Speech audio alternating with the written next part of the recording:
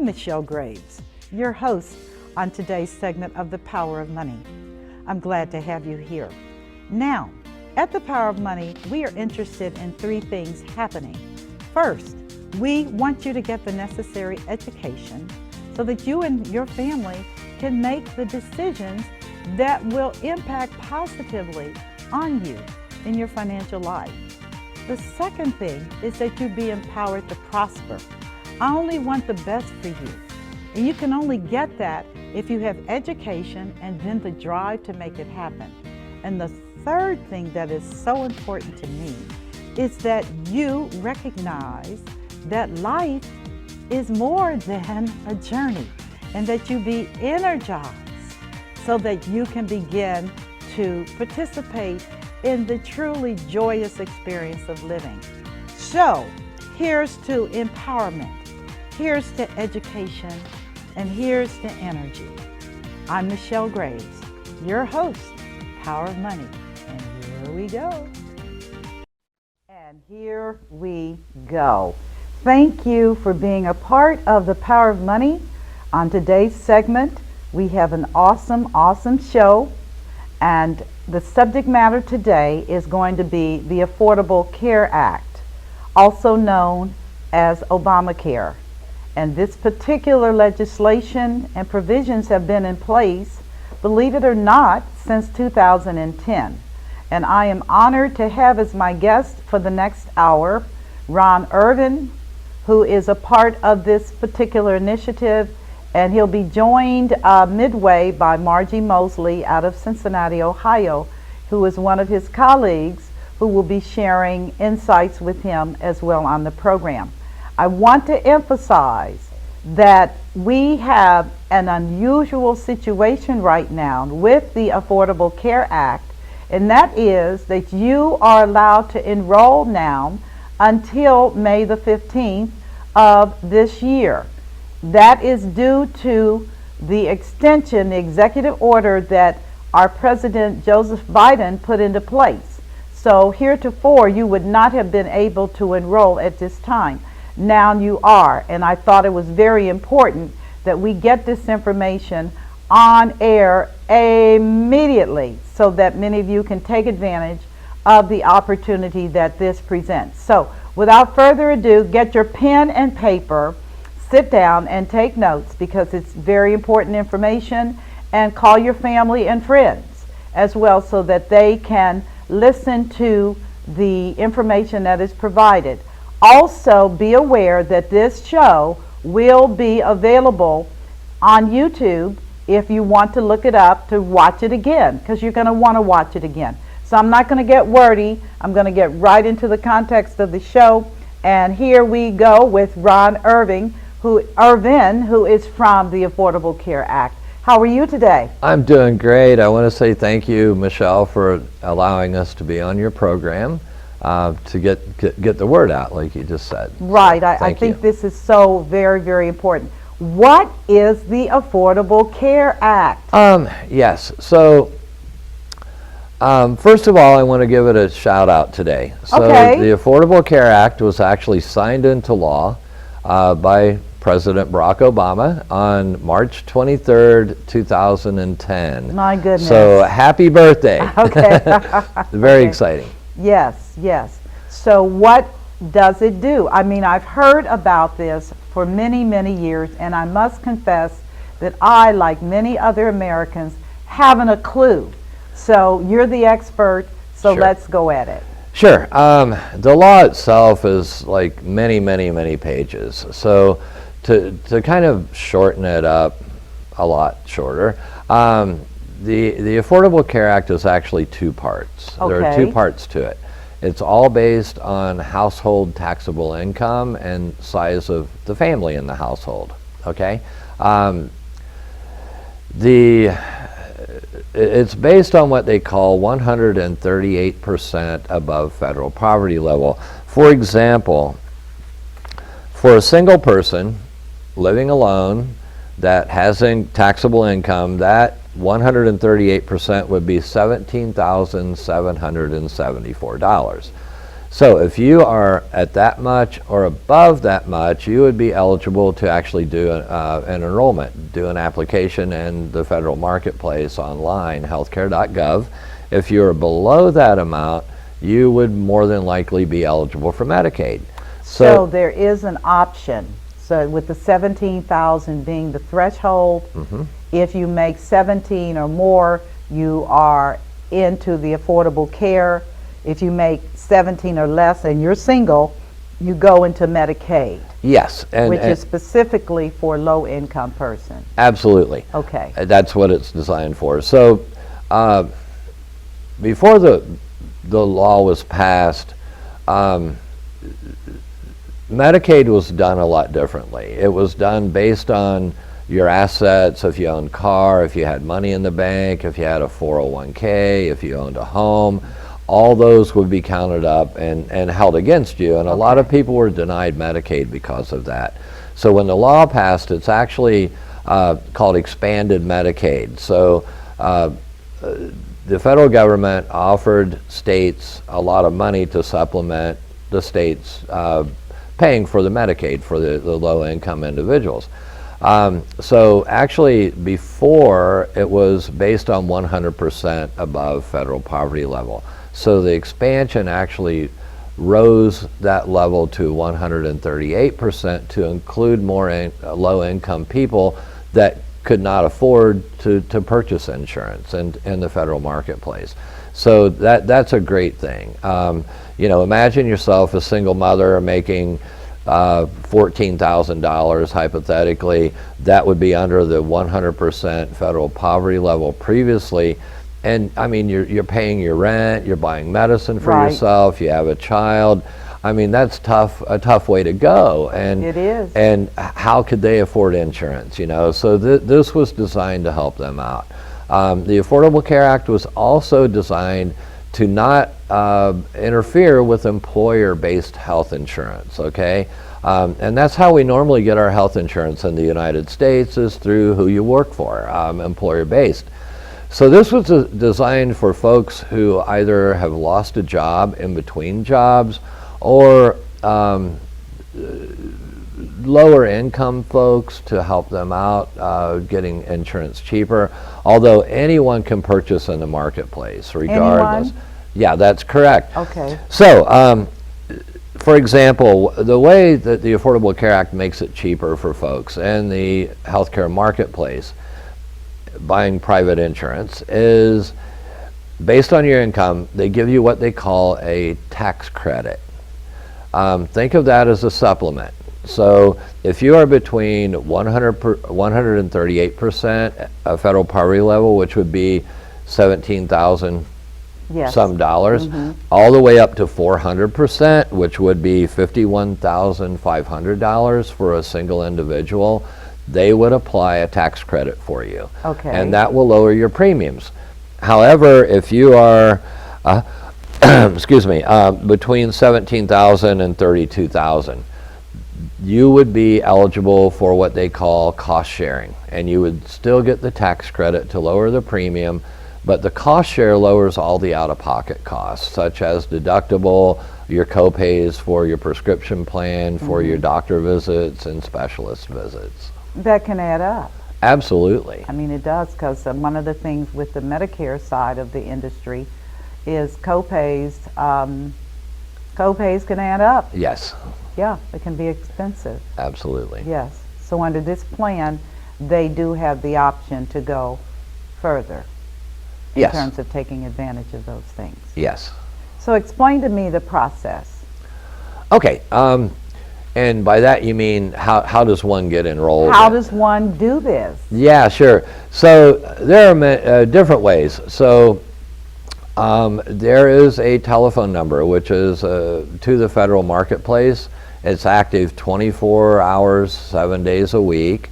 The number is 1-800-318-2596. Can you say that again? Yes. The number for the federal marketplace is 1-800-318-2596. Okay. And one can call and they will get an operator on the line.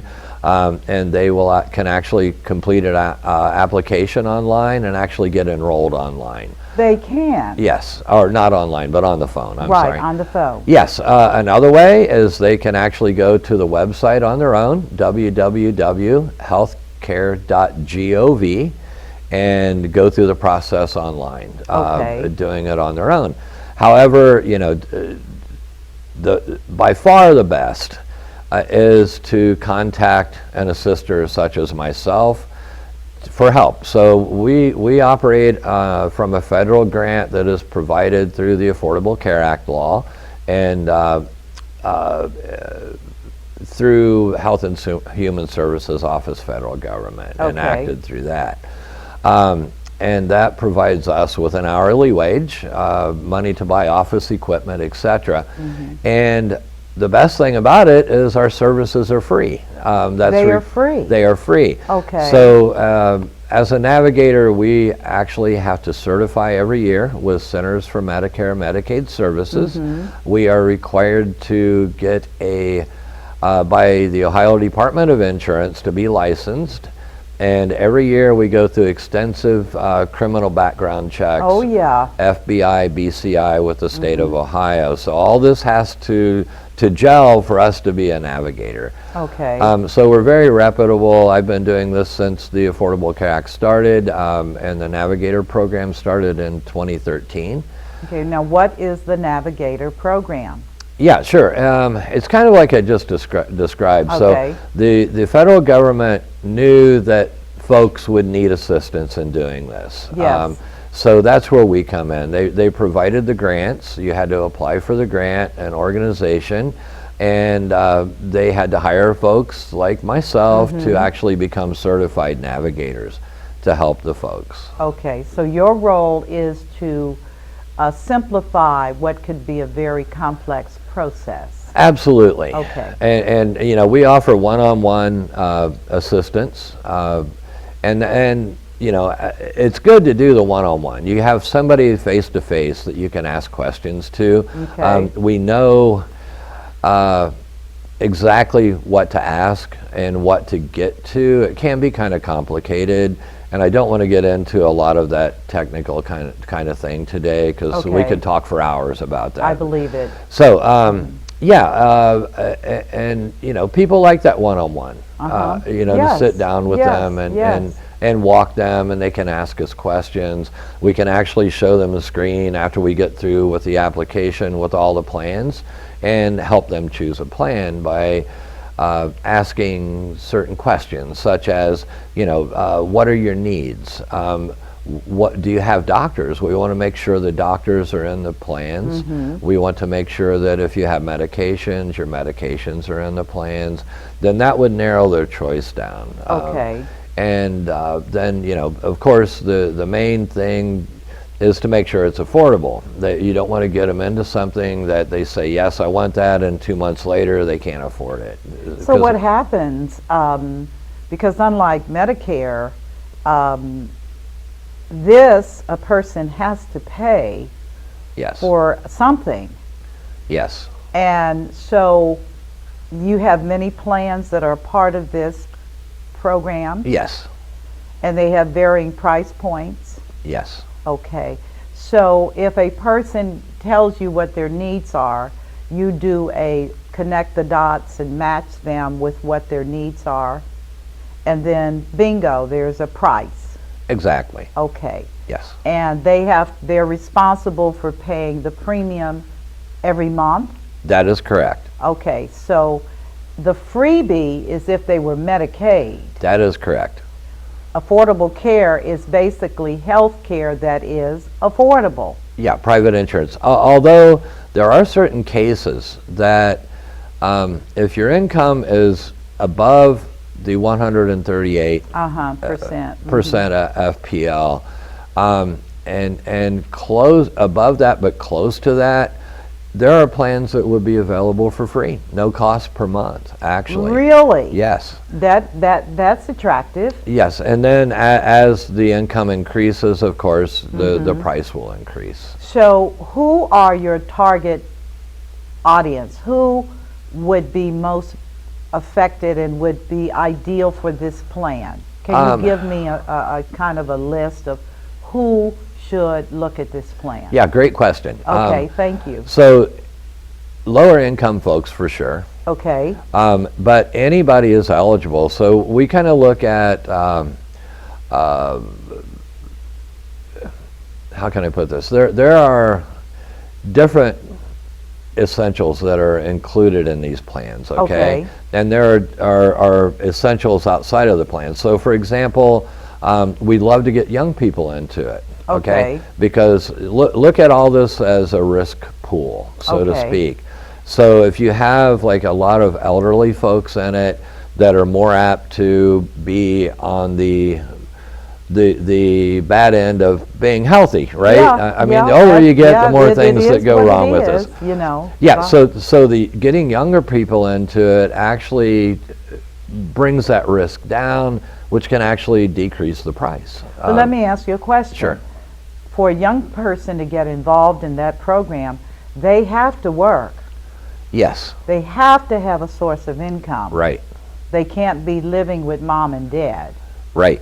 Okay, so that's critical. Young people are eligible, but they have to have income. Yes. Okay, and it has to be at least income that's above that 17,000. That's correct. Okay, I'm just trying to piece this thing in my own head. Sure. What about self-employed people? Self-employed people are absolutely eligible. So determining the income of a self-employed person is a little more difficult, obviously, because you're going into the year and who knows what your business is going to do. Who knows? Especially in the times we're in with the pandemic. Right. So you kind of look at last year's income and see if you think that the present year that you're enrolling in, if that's going to match that year. Okay. So knowing that it may not, one can go in at any time and adjust that income. So what that's going to do, so we don't want to get into a situation where somebody says, well, I'm going to make $20,000. Okay. And then they go to the end of the year and make $50,000. So they're going to get the tax credit that is applied for the $20,000 that they reported. So at the end of the year, they're going to see that they match. The IRS is hooked to healthcare.gov, and they monitor this stuff. So it could be, it would be a situation that they would have to pay back a whole bunch of that tax credit at the end of the year, which would not be good at all. Right. We don't want anybody. So we go through, and this is what's good about doing a one-on-one with us or with someone like us. We can explain that to them. And we do that multiple times through the application process. We are required to do that. Okay. So you can actually report a change of income or any kind of life change, whether it be moving, whether it be having a baby, etc. Anytime in the marketplace, you can change. You can go in and do a life change. You can change your income. And in fact, the consumers are actually required to sign off that they understand that they must do this. Okay. So that keeps them out of that dreaded end of year having to pay back a bunch. Yeah, because with self-employed people, that is always an area of doubt. Sure. Because again, the projections don't necessarily have to coincide with the actuals. Yes. They can do better or they can do worse, like with COVID. Absolutely. Many of them are doing worse. Yeah. Because they can't work. Yeah. Yeah. And that's why we're here talking about this special enrollment right now. And that's what it was actually done for, why President Biden actually signed the executive order for this, because we knew that a lot of people didn't know about this. I'm telling you, this is probably one of the areas that I am extremely unhappy about the lack of media coverage. Yes. Because, not to be cynical, but $1,400 as a stimulus check is petty when you think about the possibilities of financial devastation from health care. Yes, exactly. I mean, you can't compare the two. Yes. So I think what the president has done is extremely honorable and so necessary to get people out of the thinking that they don't need health care insurance. One catastrophe can destroy their lives forever. Oh, you are so right. So when President Obama took office, we were in a downslide. We were losing millions Yes, millions the of mortgage jobs. collapse.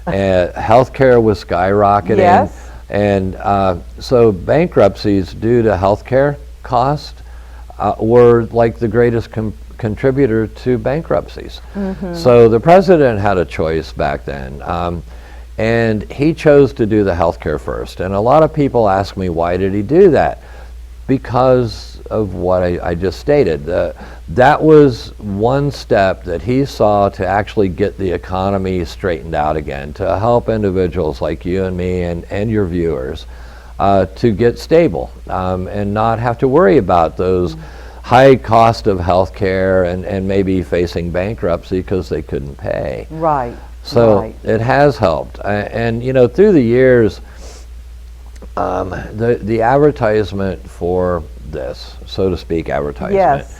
has been kind of lax. I think it's been horrible. Yeah, and the last 4 years it has been horrible.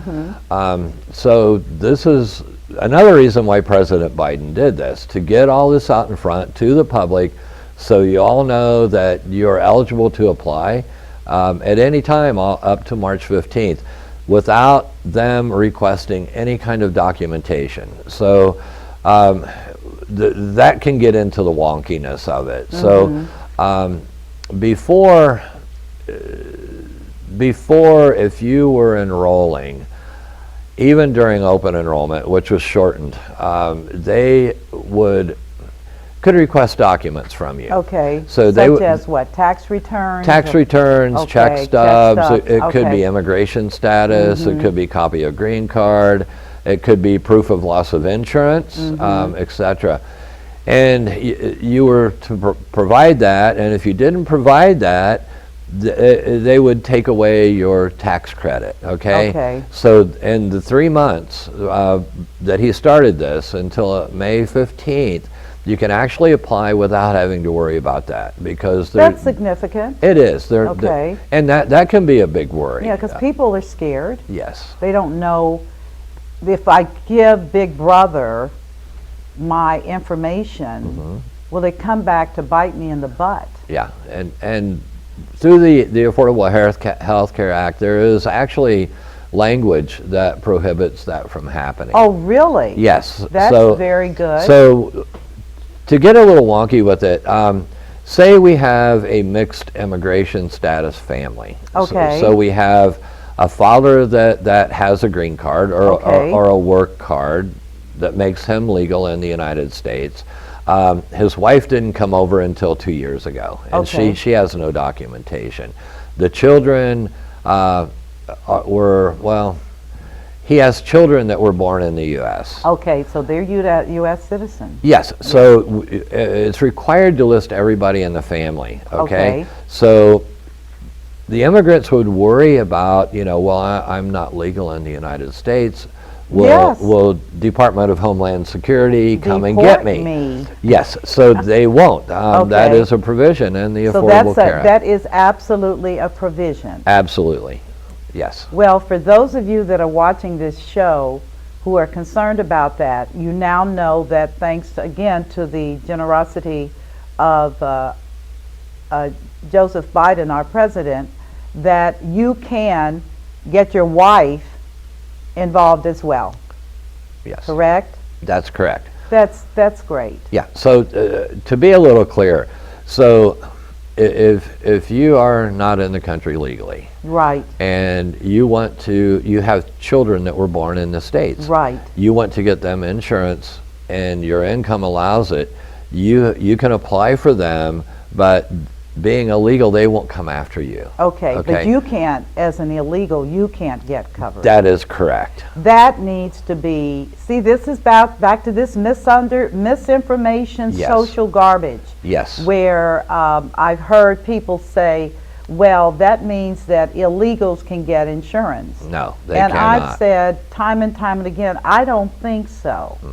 But their children should be able to, because they are U.S. citizens. Exactly. That is positively correct. Okay.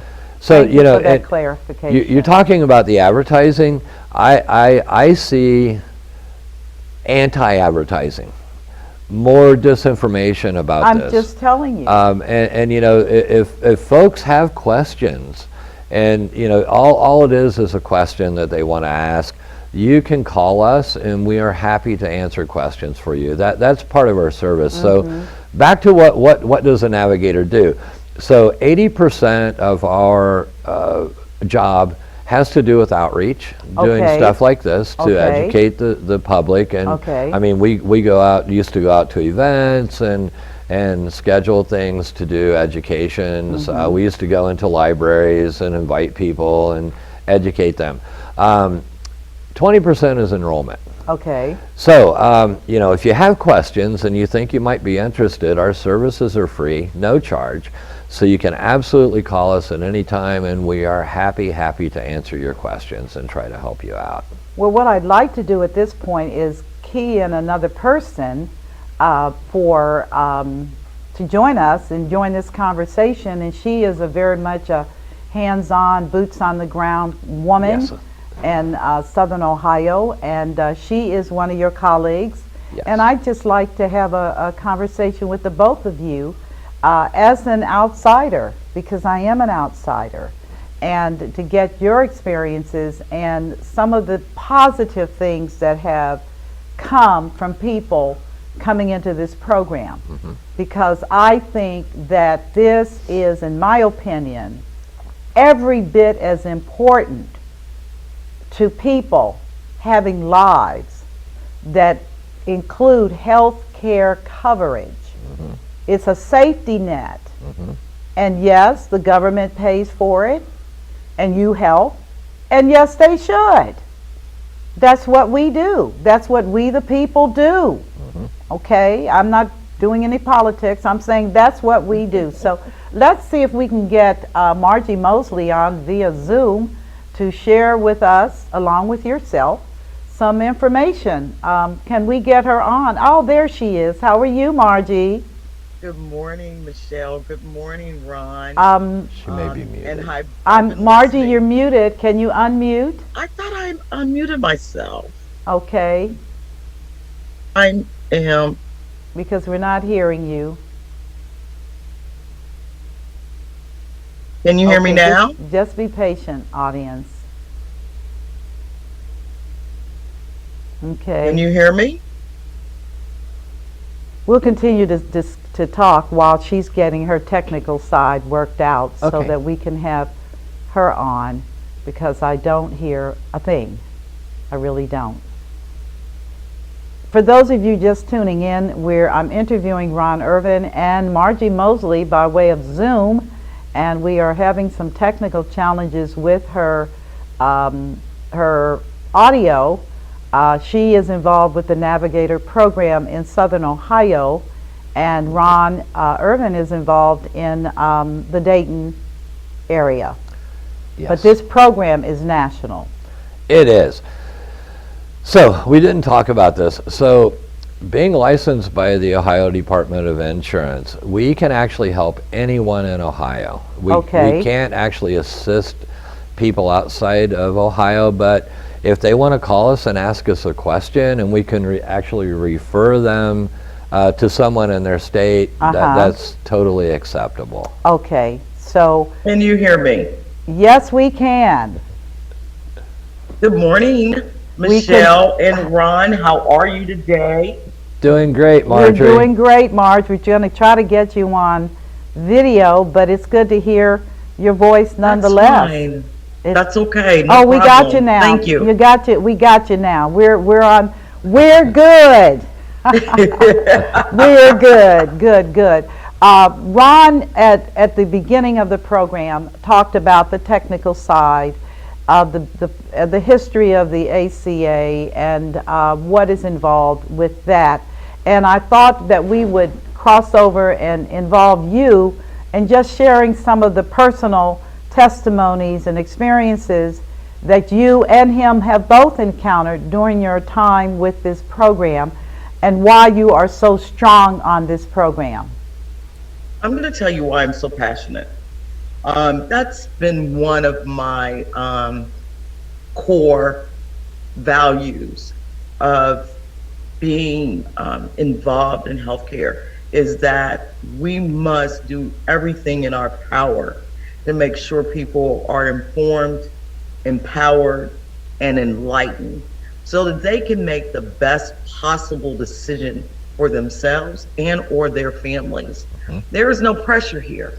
We're not trying to meet bonuses or any go factors.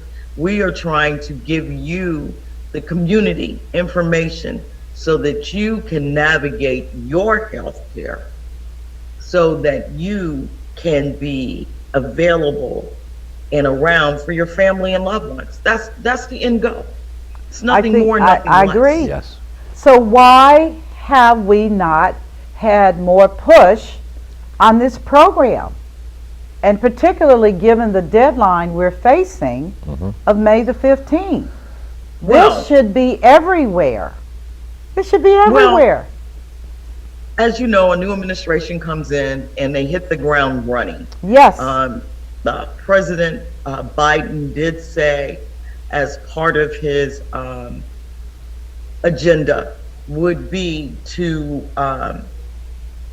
maintain and push the ACA. So it takes a lot when you've only got so many days, and we don't know the intricate parts of what their decision making was and the policies, and having a Secretary of Health and Human Services nominated, then approved, then pushing the agenda through CMS. But what we do know is that we have been very diligent in reaching out to as many people as we possibly can, contacts, new contacts, telling them about what's happening and getting folks to understand that we're not a nonprofit organization. What our work is nonprofit, but who we work for is not. So sometimes there's roadblocks in that system. When you're looked at as a profit business, they think we have a whole lot of money. And our entity of the business is through a grant, and we don't. So we've got to knock those doors, make those phone calls, send those emails, utilize our friends and our relationships and contacts to get the word out. And so that's why we're so grateful and humble by you allowing us to bring our message to the public. But of course, Margie, this is about the citizenry of this country. It is unacceptable in 2021 for people to experience economic and financial ruin because of their health. It just is. If you get sick or you have a condition that's not curable, and to find yourself not being able to get coverage on your job because of this is just, to me, absolutely un-American. It is. We are, well, that is a right. Ron can confirm this. One of the greatest points of the ACA is that you are not penalized for a pre-existing condition. Yeah. So That my is pre-existing powerful. condition is high blood pressure. Okay. Even though I maintain it, I cannot be denied health coverage because of it. I cannot be denied service for it. And that is one of the most major components of this law. Yeah. And the fact that there is preventive care in the writing of the law. So we want to prevent you from getting sick. Yes. And there are steps in there. I just talked to a sister yesterday, and we were talking about shingles and measles and mumps, and she was like, get that shot. And I was like, well, I really don't need it because I've had it. No, it lays dormant in your body. Yeah. Get the shot. I trust her. And so I will be getting the shingle shot this year. I'm I glad you're hadn't doing that, Marge. previously. I did I it 2 hadn't years ago. previously. Yeah, I did it. Because I believed I had it twice. Why do I need something? It's gone. But when you have these conversations with your friends and family, and just in general, you learn from one another, and it empowers you to take better care of yourself and to make those choices, develop those relationships with the doctor. The emergency room is not your doctor. Not at all. It's Can the you say that emergency. again? Please say that again. The emergency room is not your doctor. It's an emergency. So the whole purpose of the ACA was to relinquish that use of the emergency room. We now have little clinics. We now have more urgent cares in our communities and vicinities surrounding our communities. We need to begin to utilize them. And there's some that are 24 hours a day. And we need to talk about not just in the city of Cincinnati or Dayton. We need to reach those rural communities that are in need of health care. And we need to be talking to those folks who are sometimes our coworkers, sometimes the person we shop with. And they need to understand it is not the government trying to be in your business. We want you to be healthy. This pandemic has taught us a lot of things. And the one thing we need to begin to learn is to trust one another and begin to understand, I do wear my mask because I want you to be healthy. I don't want you to take something home to your family. And so this is it's a horrible learning experience, but a great learning experience that we can utilize to make a difference in all the communities that we need to help service. Ron, do you want to speak to anything she said so far? I know you've been listening quietly. Yes. Do you have any points of reference or experiences to share? I sure do. So Okay. Marjorie is exactly correct. You know, it's all about getting people healthy and keeping them healthy. So she mentioned the preventative wellness. So that's an essential part in all of the plans through the Affordable Care Act. You're allowed to go to one year to your primary doctor to receive a preventative wellness visit. If that includes your doctor wants to send you out for blood work, being a female, he wants to urge you to go get a mammogram or a pap smear, or cancer screening, colonoscopies, colonoscopies, I pronounced that wrong. All that is free. So that's unpaid. All that is free with this. And essential. And essential Really? to your health. Yes. Absolutely. I mean, a mammogram is not optional for women. Yes. So you know, a healthy populace is a happy populace and more productive. And you know, being in the workplace, productivity is great. You know, we need to be more productive. Yeah. You know, to gain our economy and the world economy. Yes. So another thing that she had mentioned was the pre-existing conditions. Yes. That's a huge essential benefit with this.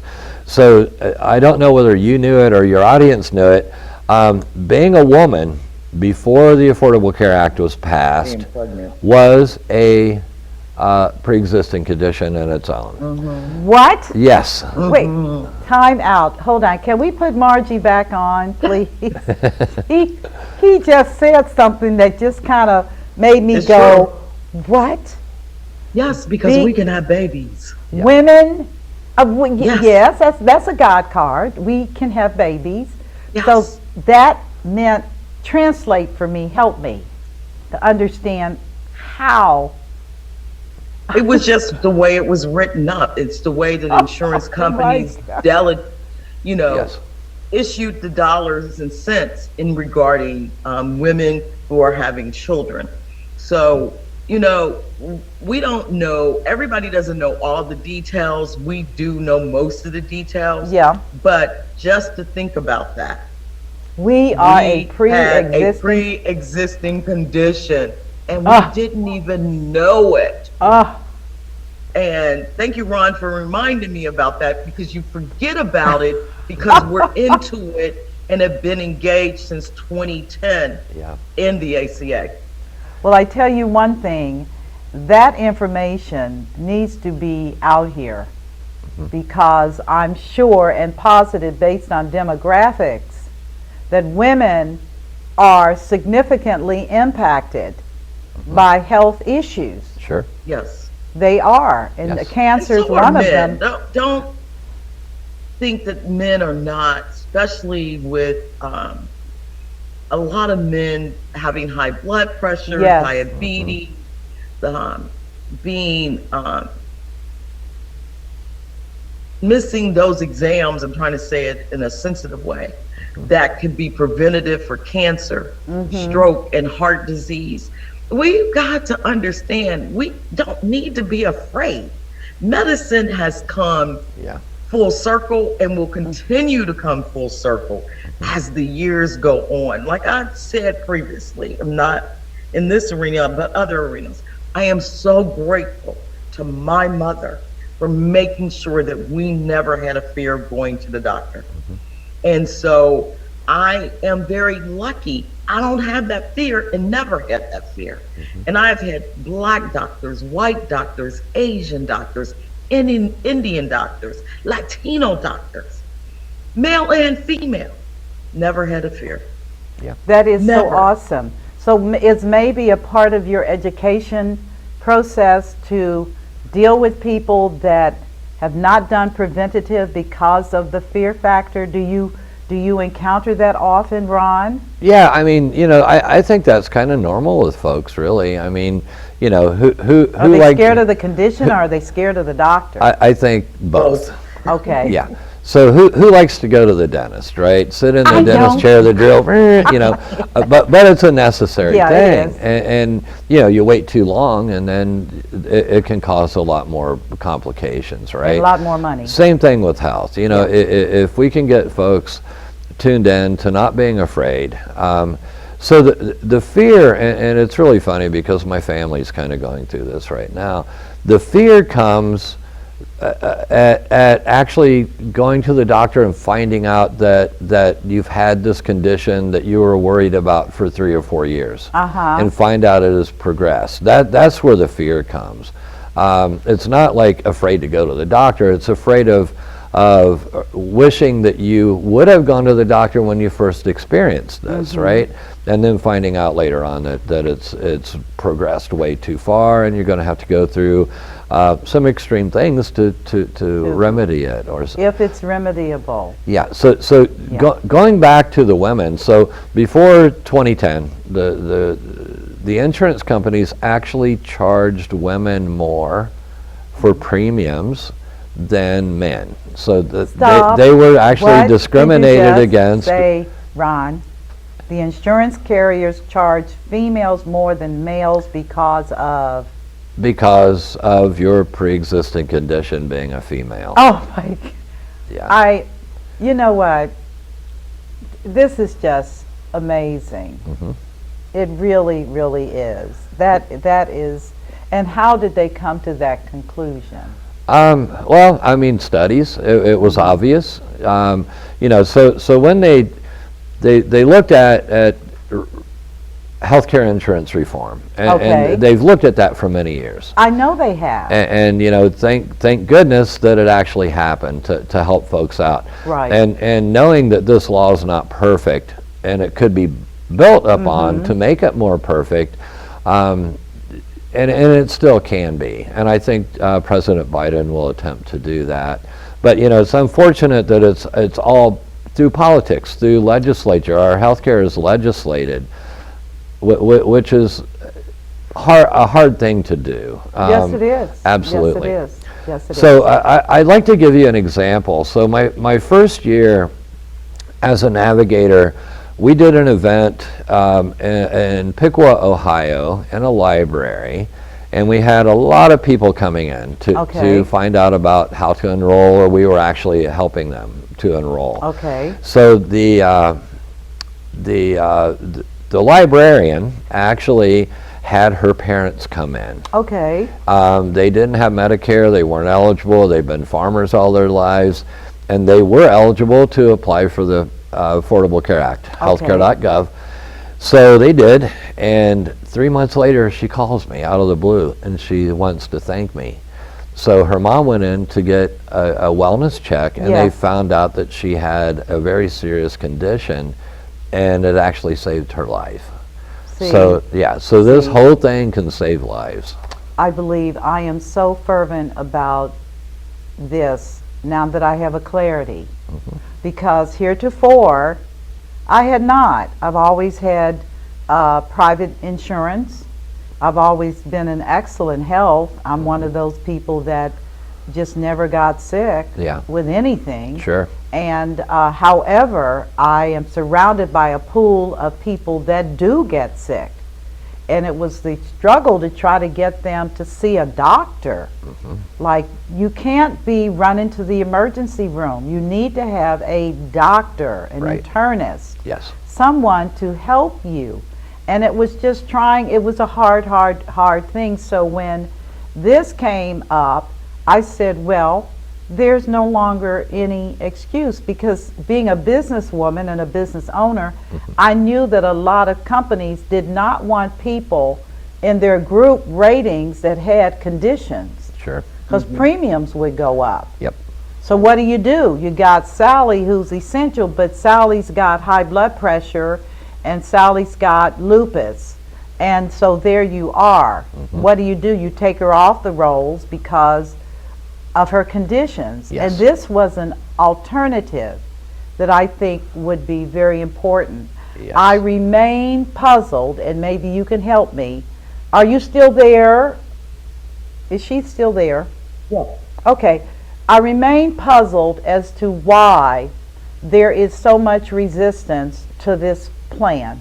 Please just tell me in simple terms why the average working American who is struggling to pay bills and do everything else, why can't they appreciate the value of this? What do you think is the reason? I'm going to give you my belief, and Ron can give you what he believes. I believe there are folks that still believe that the government should not mandate you getting insurance. And the other part was Barack Obama. Okay. Barack Obama did what Clinton wanted to do, George Bush wanted to do, Jimmy Carter wanted to do, and Nixon. And we can go even further. We did not have the Congress and Senate at that time that believed that. They were still against Medicare and Social Security. Yeah. We got to be honest here. Yep. And so we look at other countries and what they have been able to do, and we built upon, just like Social Security, Medicare, it came in one way. Right. And it's grown, and it's grown, and it's grown. This is going to happen with the ACA. People need to understand that subsidy is your tax dollars. It It ain't the government giving you nothing back. is. Government, it's your money. You pay in with your taxes in so many ways. State, county, city, federal. So it's just your investment in yourself, and you getting a return. It's I that think simple. that's plainly put. What are your thoughts, Ron? Yeah, so I think there's several things. The main thing that I see is the political polarization that we've been in since 2008. Okay. That has grown. It's kind of like us against them all the time. And I know you don't like to get political, and I know, I'm going but to try. it is what it is. I'm going to try not to get that way, but just state some facts. So that's what I see. And in saying that, there has been so much disinformation through the years about this. And we've mentioned a few Right. things on that. I think that's part of it. Absolutely. Well, I tell you, this has been an incredible interview. It has been incredible. And I am confident that we will get responds as this is pushed out into social media, is pushed out into YouTube and into the other markets where the show does broadcast, because it is essential and our time is wrapping up. So if you want to give some final comments before the show concludes. Sure. I believe there's going to be a slide at the end of the show Okay. that gives our contact information. If you have questions, if you have friends, family that have questions or need help, give us a call. Our services are free. We're here to help you maneuver through this. And I just want to thank Michelle for having us both on today. My honor and we really privilege. appreciate it. My honor and privilege. And I defer to Marjorie now. Okay, Marge? I want to say thank you. I also want to offer prayers and condolences to the folks in Colorado today. Ah. That lays heavy on my heart, soul, and mind, and that we understand that we are the difference because we're here to be of service. That's what we are. We are service providers to the community. I thank you so much. If we don't know, we will let you know that we don't know. We will not play with folks and give them false illusions and information. That is so very important. But once again, Michelle Graves, thank you so very much. It's an honor and privilege to share this medium with you and to be a vehicle for our communities. I'm grateful. Thank you both for being a part of my world for this past hour. And for those of you that are tuning in, the subject matter was ACA, Affordable Care Act. That's health insurance for everyone that does not have insurance, and that's a lot of you. If you're retiring early, don't do COBRA, do ACA. Okay, it'll save you a whole lot of money, and I've given you the resources where you need to go to get started. You've looked and heard their stories, and it's a powerful story. And I just want to conclude today's show for saying to everyone, may you stay in excellent health. May you live long and prosperous and fruitful lives. And may you be blessed. I'm Michelle Graves. Thank you for tuning in, and you have a great day. Bye-bye.